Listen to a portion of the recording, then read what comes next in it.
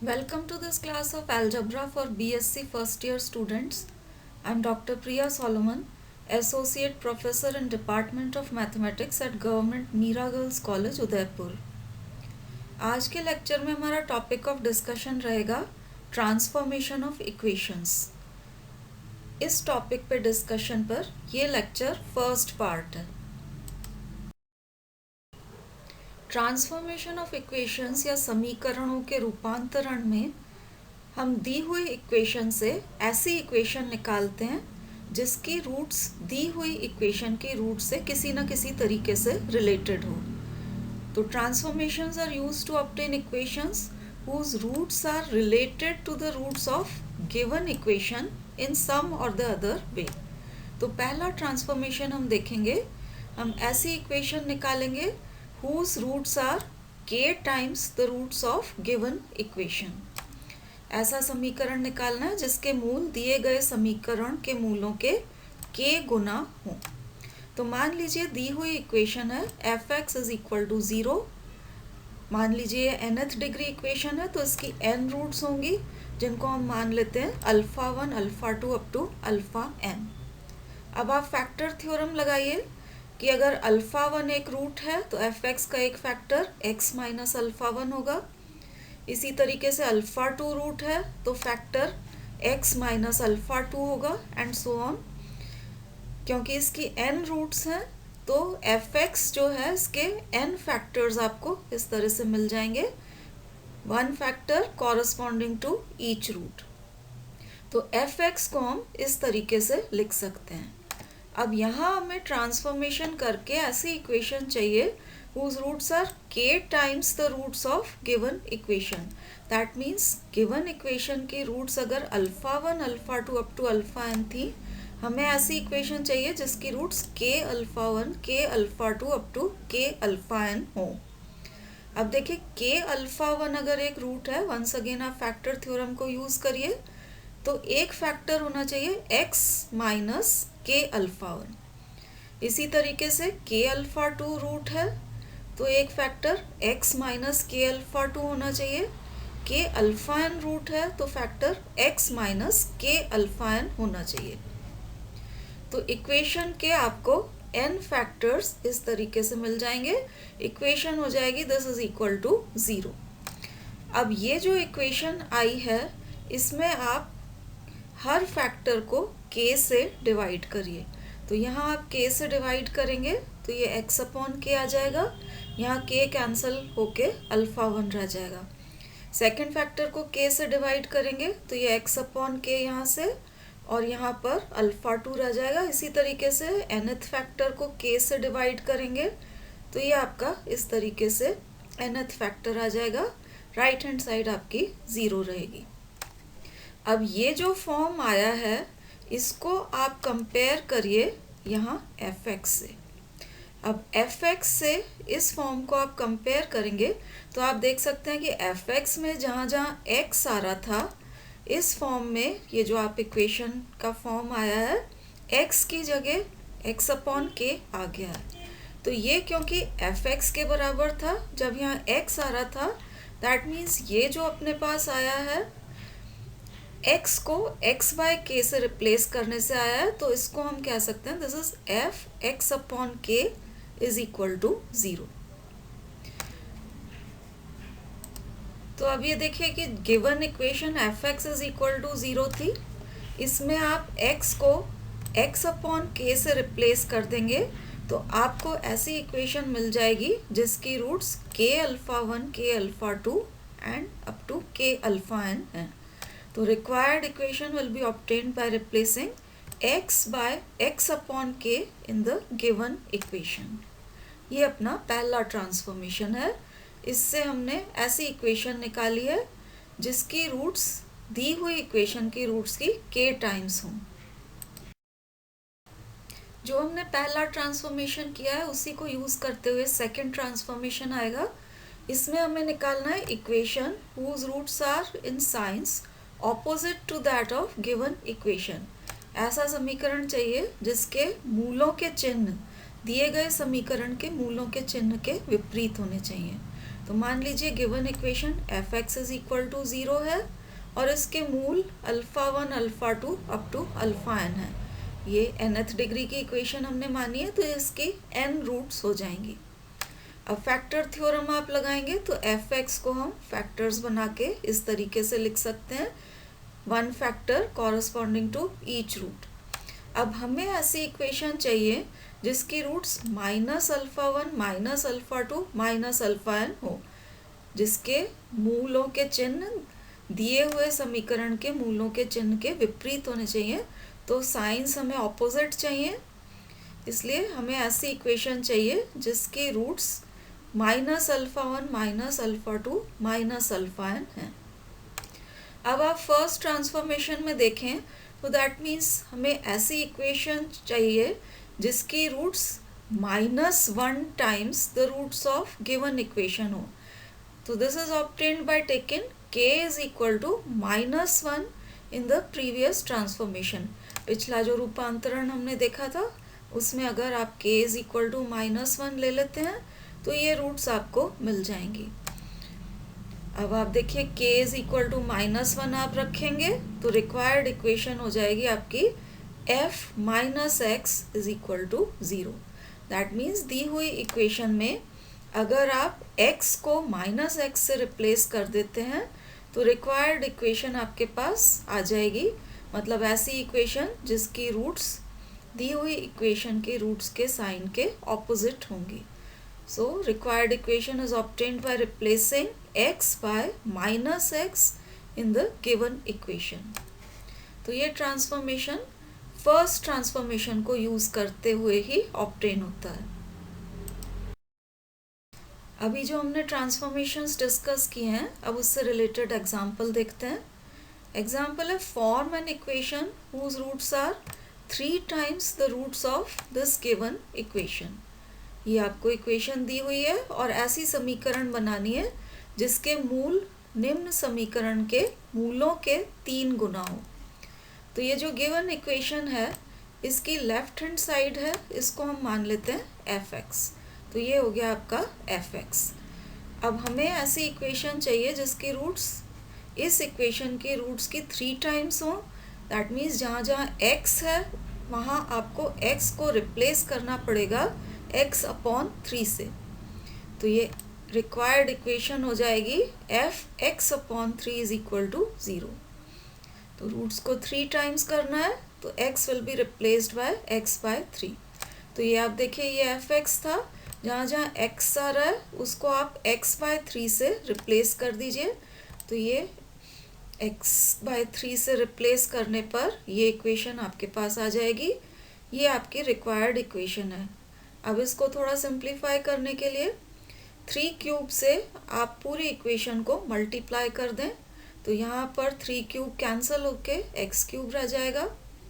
यहाँ पर 3 स्क्वायर नीचे है, 3 क्यूब से आप मल्टीप्लाई करेंगे तो यहाँ 3 रह जाएगा। इसी तरीके से अगली टर्म आपकी 9x और यहाँ पर आप 3 क्यूब से मल्टीप्लाई करेंगे तो 27 आ जाएगा। तो ये आपकी ऐसी इक्वेशन आ गई जिसकी रूट्स ये जो आपको दी हुई इक्वेशन थी इसके रूट्स की 3 गुना होंगी। इन्हीं ट्रांसफॉर्मेशंस पे बेस्ड एक और एग्जांपल देखिए। यहाँ आपका क्वेश्चन है कि transform the given equation into one with integral coefficients and leading coefficient unity. तो ये अपनी दी हुई इक्वेशन है, इसको ऐसे समीकरण में रूपांतरित करना है जिसके गुणांक ये जो कोएफिशिएंट्स हैं ये सब पूर्णांक होने चाहिए। तो यहाँ से अपने को फ्रैक्शंस रिमूव करने हैं और साथ में पहला पद जो है मतलब x टू द पावर 4 का कोएफिशिएंट इकाई होना चाहिए, यूनिटी होना चाहिए।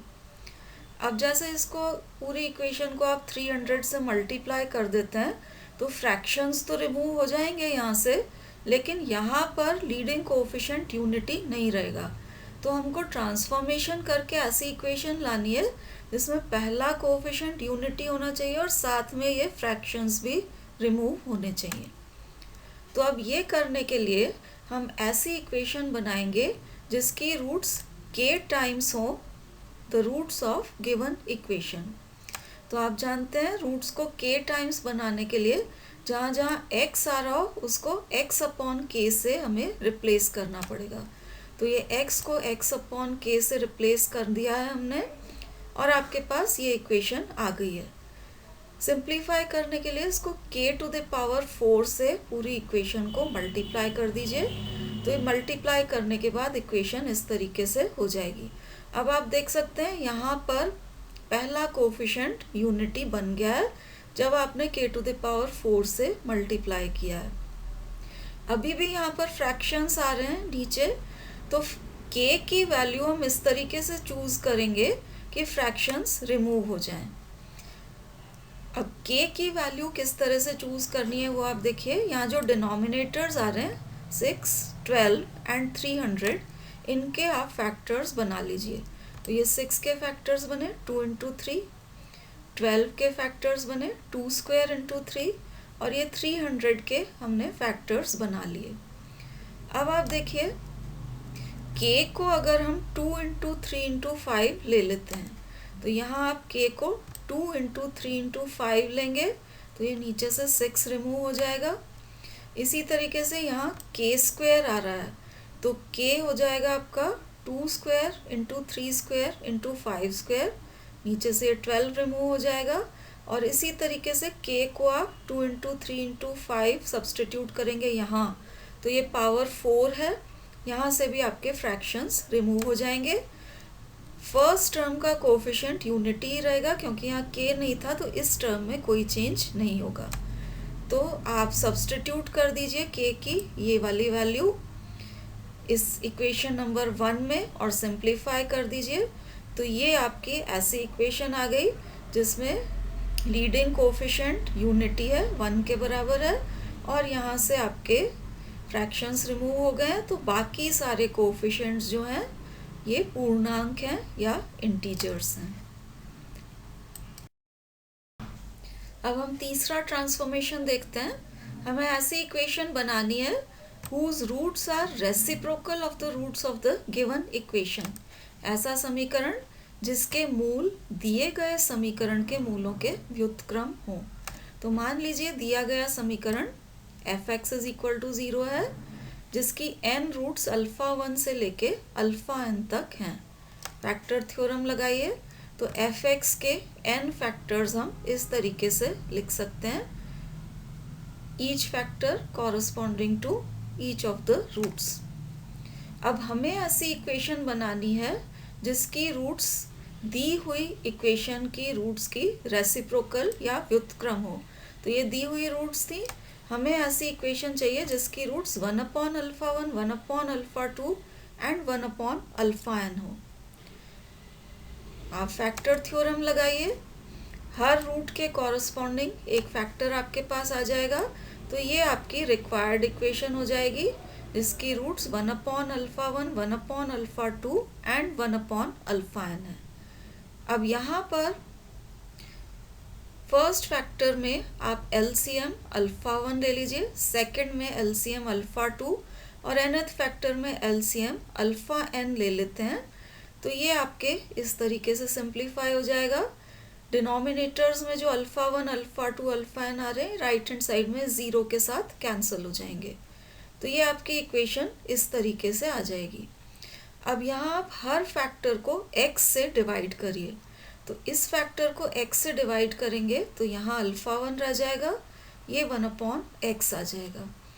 इससे आप 1/x से डिवाइड करेंगे तो ये इस तरह से आएगा। इस फैक्टर को x से डिवाइड करेंगे तो ये फैक्टर आपका इस तरीके से आ जाएगा, यहाँ x कैंसिल हो जाएगा और यहाँ 1/x आ जाएगा। Right hand side will be equal to 0। अब यहाँ पर आप हर एक फैक्टर में से नेगेटिव साइन बाहर निकाल लें तो हर फैक्टर में साइन चेंज हो जाएगा और ये हम इक्वेशन को इस तरीके से लिख सकते हैं, हर एक फैक्टर में से नेगेटिव साइन बाहर निकाल के। अब ये जो फॉर्म आया है इसको आप कंपेयर करिए ये ऊपर जो आपका f(x) था इससे। तो दोनों में आप देख सकते हैं अंतर क्या है। जहाँ जहाँ ये x आ रहा था अब ये अपनी इक्वेशन में x की जगह 1/x आ गया है। तो दैट मीन्स इस इक्वेशन को हम लिख सकते हैं this is f 1/x is equal to 0, क्योंकि ये आपका fx था, x को 1/x से आप रिप्लेस कर देंगे तो ये वाला फॉर्म आ रहा है. So this is f 1/x is equal to 0. तो ये अपने पास ऐसी इक्वेशन आ गई जिसकी रूट्स 1/α1, 1/α2 अप टू 1/αn हैं. तो अगर आपको ऐसी इक्वेशन चाहिए जिसकी रूट्स गिवन इक्वेशन की रूट्स की रेसिप्रोकल या व्युत्क्रम हो, तो आपको गिवन इक्वेशन में x को 1/x से रिप्लेस करना पड़ेगा और आपके पास रिक्वायर्ड इक्वेशन आ जाएगी. तीसरे ट्रांसफॉर्मेशन के बाद अब हम एक special type of equations discuss करेंगे जो कहलाती है रेसिप्रोकल इक्वेशंस या व्युत्क्रम समीकरण. तो रेसिप्रोकल इक्वेशंस ऐसी इक्वेशंस होती हैं which remain unaltered on replacing x by 1/x.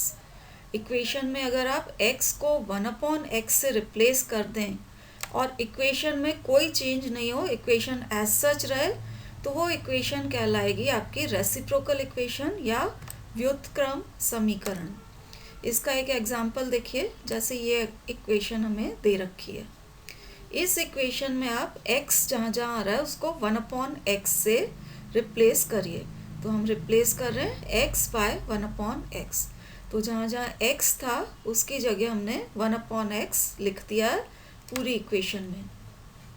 अब इक्वेशन को पूरी को आप x to the power 6 से मल्टीप्लाई करिए और टर्म्स को उल्टे ऑर्डर में लिखना शुरू करिए.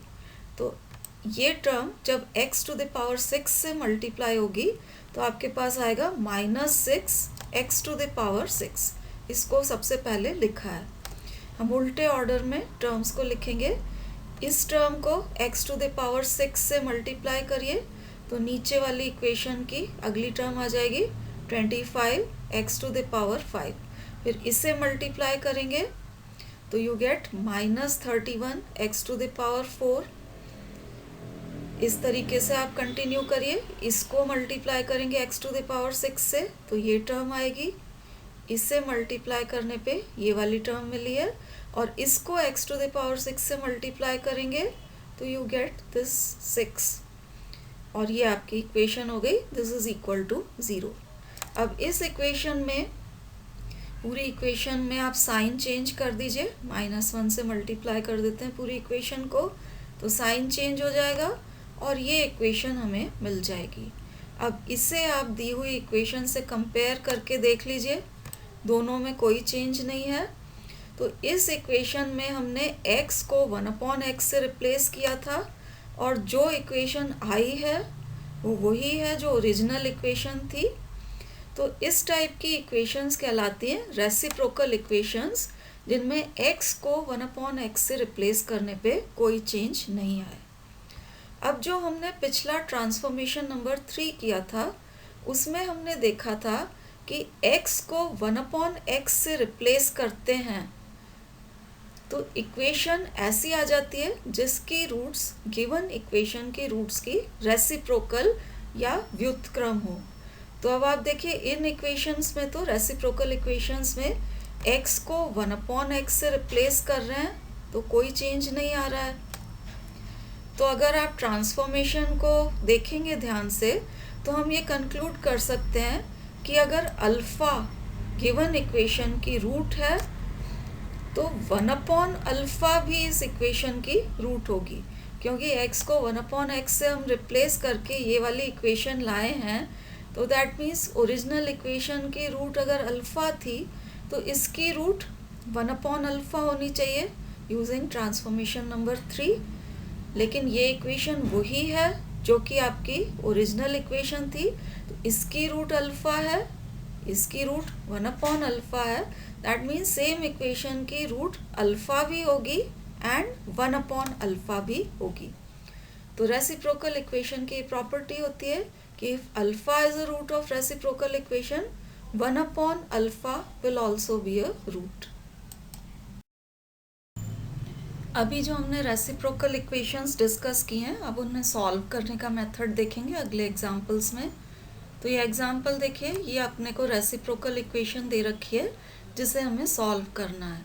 रेसिप्रोकल इक्वेशन जैसा आपको बताया था, इसमें x को 1/x से रिप्लेस कर देते हैं तो कोई फ़र्क नहीं पड़ता है, लेकिन रेसिप्रोकल इक्वेशन को पहचानने के लिए आपको x को 1/x से रिप्लेस करके चेक करने की ज़रूरत नहीं है, आप इक्वेशन को देखकर भी पहचान सकते हैं। इसमें इक्वेशन का जो सेंटर होता है, ये आप इक्वेशन का सेंटर हो जाएगा यहाँ पर, उससे इक्विडिस्टेंट टर्म मतलब बराबर दूरी की जो टर्म्स हैं इनके कोफिशिएंट्स बराबर होते हैं। साइन में अंतर हो सकता है, लेकिन ये देखिए 31 यहाँ आ रहा है तो यहाँ भी है। फिर ये सेंटर से बराबर दूरी की टर्म्स के कोफिशिएंट्स देखिए 25 यहाँ है, और ये कोफिशिएंट यहाँ और यहाँ पर 6 है। तो इस तरीके से आप इक्वेशन को देखकर पहचान सकते हैं कि ये रेसिप्रोकल इक्वेशन है या नहीं। अब एक बार आपको पता लग गया कि ये रेसिप्रोकल इक्वेशन है, तो आप इसकी सेंट्रल टर्म को लोकेट करिए। देखिए यहाँ पर x टू द पावर 4 के बाद सीधे ही x² आ रहा था, दैट मीन्स ये जो सेंट्रल टर्म यहाँ पर है x³ वाली टर्म आएगी जिसका कोफिशिएंट यहाँ पर 0 है। तो ये 0x³ इस इक्वेशन की सेंट्रल टर्म होगी। सेंट्रल टर्म में x की जो पावर होती है उससे पूरी इक्वेशन को डिवाइड किया जाता है। तो इस पूरी इक्वेशन को हमने x³ से डिवाइड किया है। x³ से डिवाइड करने के बाद आपकी इक्वेशन इस तरीके से आ गई है। अब इसमें हम टर्म्स के ग्रुप्स बनाएंगे, उन टर्म्स के जहाँ कोफिशिएंट्स बराबर हैं। तो ये लास्ट टर्म और फर्स्ट टर्म को एक साथ लिया हुआ है। फिर ये 25 कोफिशिएंट वाली जो दोनों टर्म्स हैं इनको साथ में लिया है, और इन दोनों टर्म्स को साथ में लेके ये तीसरा ग्रुप हमने बनाया है।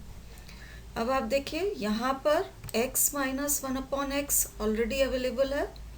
ये आप फैक्टर्स बनाएंगे तो ये a² माइनस b² टाइप का है, तो x plus 1/x into x minus 1/x इसके फैक्टर्स हो जाएंगे।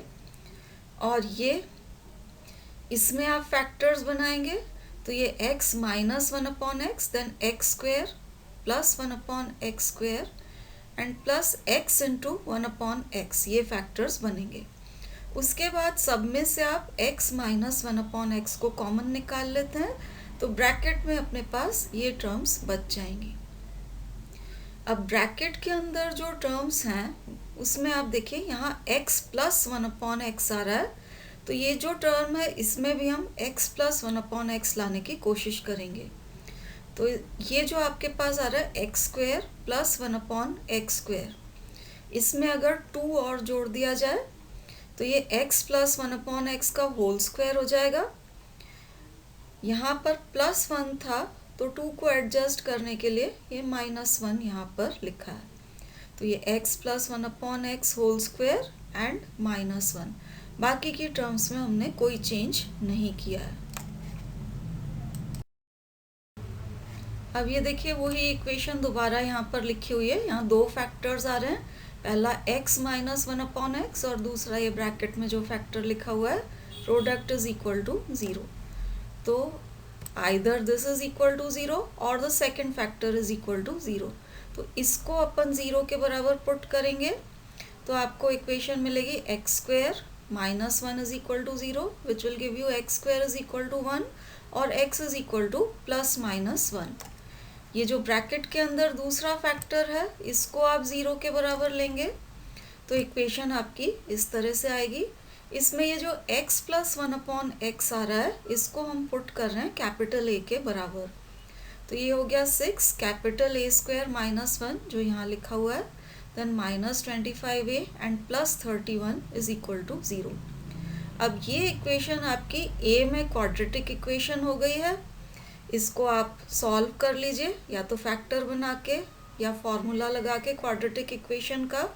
तो यहाँ फैक्टर बना के इसको सॉल्व किया हुआ है, ये इसके दो फैक्टर्स बन गए हैं और सॉल्व करके a की दो वैल्यूज़ हमें मिल गई हैं 5/2 एंड 5/3। अब a को क्योंकि हमने x प्लस 1/x के बराबर ले रखा था तो आप बारी बारी से सब्स्टिट्यूट कर दीजिए दोनों वैल्यूज़। a को आप 5/2 लेंगे तो ये आपकी पहली इक्वेशन आएगी। इसमें आप एलसीएम लेके इसको सिंप्लीफाई कर लेते हैं तो इक्वेशन इस तरह से हो जाएगी। ये क्वाड्रेटिक इक्वेशन x में है, इसको आप सॉल्व कर लीजिए तो ये आपको x की दो वैल्यूज़ मिल जाएंगी। a की दूसरी वैल्यू थी a इज इक्वल टू 5/3, तो अब आप a की वैल्यू सब्स्टिट्यूट करिए, x plus 1/x is equal to 5/3 आपको मिलेगा। इस इक्वेशन को भी आप सिंप्लीफाई कर लीजिए एलसीएम लेके, तो इक्वेशन सिंप्लीफाई होके इस तरह से आ जाएगी।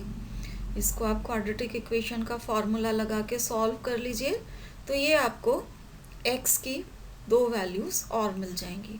तो अब आप देखिए x की दो वैल्यूज़ आपको यहाँ से मिल रही हैं, प्लस माइनस साइन था, क्वाड्रेटिक इक्वेशन के फॉर्मूले से दो वैल्यूज़ x की यहाँ मिली, दो वैल्यूज़ आपको x की यहाँ मिली और बाकी की दो वैल्यूज़ इस फैक्टर से मिली थी x is equal to plus minus 1। तो टोटल 6 वैल्यूज़ हमको मिल गई हैं x की। इक्वेशन आपकी 6th डिग्री की थी तो ये आपके इक्वेशन की टोटल 6 रूट्स हमें मिल गई हैं। अब हम एक और रेसिप्रोकल इक्वेशन का सॉल्यूशन देखेंगे। तो ये आपकी रेसिप्रोकल इक्वेशन है, आप चेक कर सकते हैं। ये इसका सेंटर हो गया, सेंटर से इक्विडिस्टेंट जो टर्म्स हैं उनके कोएफिशिएंट्स आपके बराबर हैं, तो ये आपकी रेसिप्रोकल इक्वेशन है। अब पिछले क्वेश्चन में हमने देखा था कि रेसिप्रोकल इक्वेशन को सॉल्व करने के लिए सेंट्रल टर्म जो होती है उससे डिवीजन किया जाता है। अब ये जो इक्वेशन दी हुई है ये ऑड डिग्री की है, तो यहाँ पर इसका सेंटर हो जाएगा, 3 टर्म्स इधर हैं और 3 टर्म्स इधर हैं, तो एक्चुअली सेंट्रल टर्म कोई है ही नहीं। अब अगर इक्वेशन आपको ऑड डिग्री की दी हुई है तो इस तरह से इसमें सेंट्रल टर्म आपको नहीं मिलेगी। लेकिन आप देखिए अगर ऑड डिग्री की रेसिप्रोकल इक्वेशन है तो रेसिप्रोकल इक्वेशन की जो रूट्स होती हैं पेयर्स में होती हैं। अगर अल्फ़ा 1 इसकी एक रूट है तो 1/α1 भी होगी, अल्फ़ा 2 एक रूट है तो 1/α2 भी होगी। अब ये इक्वेशन 5th डिग्री की है तो अल्फ़ा 1, अल्फ़ा 2, 1/α1 एंड 1/α2, ये तो इसकी 4 रूट्स हो गई। अब रूट्स पेयर्स में होती हैं तो जो 5वीं रूट है वो ऐसा नंबर होना चाहिए जो खुद का रेसिप्रोकल हो, क्योंकि अगर वो खुद का रेसिप्रोकल नहीं हुआ तो अल्फ़ा 3 एंड 1/α3 ये डिफरेंट नंबर्स रूट्स नहीं हो सकते, क्योंकि टोटल रूट्स तो सिर्फ 5 ही होनी है, इक्वेशन 5th डिग्री की है इसलिए। तो जो रूट है इसकी एक ऐसी रूट आपको मिलेगी ऑड डिग्री की रेसिप्रोकल इक्वेशन में जो खुद का रेसिप्रोकल हो। अब ऐसे नंबर्स होते हैं या तो 1 या -1, क्योंकि 1/1 is equal to 1 and 1/-1 is also equal to -1। तो ऑड डिग्री की रेसिप्रोकल इक्वेशन अगर है तो उसकी एक रूट या तो 1 या -1 ज़रूर होगी। अब इसमें हमें चेक करना पड़ेगा कि ये जो इक्वेशन है इसकी रूट 1 है या -1। तो इस इक्वेशन में आप पुट करिए x इज इक्वल टू 1 और चेक करिए कि इक्वेशन सेटिस्फाई हो रही है या नहीं। तो लेफ्ट हैंड साइड में x इज इक्वल टू 1 आप पुट कर रहे हैं, ये नॉट इक्वल टू 0 आ रहा है, तो x is equal to 1 equation को सेटिस्फाई नहीं कर रहा है, इसलिए this is not a root. x is equal to -1 से चेक कर लीजिए, x इज इक्वल टू -1 से इक्वेशन सेटिस्फाई हो रही है, this left hand side is equal to 0 आ रही है, तो x is equal to -1 is a root of the given equation f(x) is equal to 0। अब आप फैक्टर थ्योरम लगाइए कि x is equal to alpha अगर रूट है तो x माइनस अल्फा फैक्टर होता है, तो इसका एक फैक्टर हो जाएगा x प्लस 1। अब x प्लस 1 अगर फैक्टर है तो ये जो इक्वेशन की लेफ्ट हैंड साइड थी इस पूरे में से x प्लस 1 कॉमन निकलना चाहिए, तो अब इसमें से हम x प्लस 1 को कॉमन निकालेंगे। तो बारी बारी से टर्म्स देखते हैं। ये जो 2x टू द पावर 5 है इसको हमने लिखा 2x to the power 4 into x plus 1। तो इसको इससे मल्टीप्लाई करेंगे तो ये आपका 2x टू द पावर 5 आ जाएगा। अब ये जो आपके पास 2x टू द पावर 4 आ रहा है, यहाँ अपने पास इक्वेशन में सिर्फ x टू द पावर 4 था, तो इसको एडजस्ट करने के लिए अपने को minus x to the power 4 चाहिए। उसके लिए हमने minus x cube into x plus 1 लिखा है, तो इसको इससे मल्टीप्लाई करेंगे तो minus x to the power 4 आएगा, जो कि इस 2x टू द पावर 4 से कंबाइन होके आपको x टू द पावर 4 दे देगा। तो ये आपकी x टू द पावर 4 की टर्म एडजस्ट हो गई। अब x क्यूब की टर्म देखिए, इसको इससे मल्टीप्लाई करेंगे तो माइनस एक्स क्यूब आएगा। इक्वेशन में हमें चाहिए माइनस 12x क्यूब, तो इसको एडजस्ट करने के लिए माइनस 11x क्यूब चाहिए, तो हमने लिखा minus x square into x plus 1। इसको इससे मल्टीप्लाई किया तो माइनस एक्स क्यूब और ये माइनस एक्स क्यूब मिलके माइनस 12x क्यूब आ गया। अब देखिए एक्स स्क्वेयर वाली क्या टर्म आई है अपने पास, this is minus 11x square. Equation में है माइनस 12x स्क्वेयर, तो इसको एडजस्ट करने के लिए माइनस एक्स स्क्वेयर चाहिए, तो हमने लिखा minus x into x plus 1। तो ये माइनस एक्स स्क्वेयर और माइनस 11x स्क्वेयर मिलके माइनस 12x स्क्वेयर हो गया। अब x वाली टर्म देखिए, यहाँ माइनस एक्स आया है, जबकि इक्वेशन में प्लस x था, तो हमने लिख दिया 2x प्लस 1। तो 2x और माइनस एक्स मिलके x हो गया एंड 2 इंटू 1 से आपको 2 मिल गया। अब आप पूरी इक्वेशन में से x प्लस 1 को कॉमन निकाल सकते हैं, तो ये x प्लस 1 कॉमन निकल गया और ये आपके पास यहाँ से रह गया 2x to the power 4 minus x cube minus 11x square minus x and plus 2 is equal to 0। तो ये दो फैक्टर्स हमें मिल गए। ये आप ये जो इक्वेशन में टर्म है fx, इसको अगर आप x प्लस 1 से भाग लगा देंगे तो भी आपको ये दो फैक्टर्स मिल जाएंगे। x प्लस 1 से डिवाइड करने पे अगर आप सीधे डिवाइड करते हैं तो ये आपको कोशेंट मिल जाएगा, रिमाइंडर 0 आ जाएगा। तो ये आप इस तरीके से इक्वेशन को दो फैक्टर्स में ब्रेक कर लीजिए।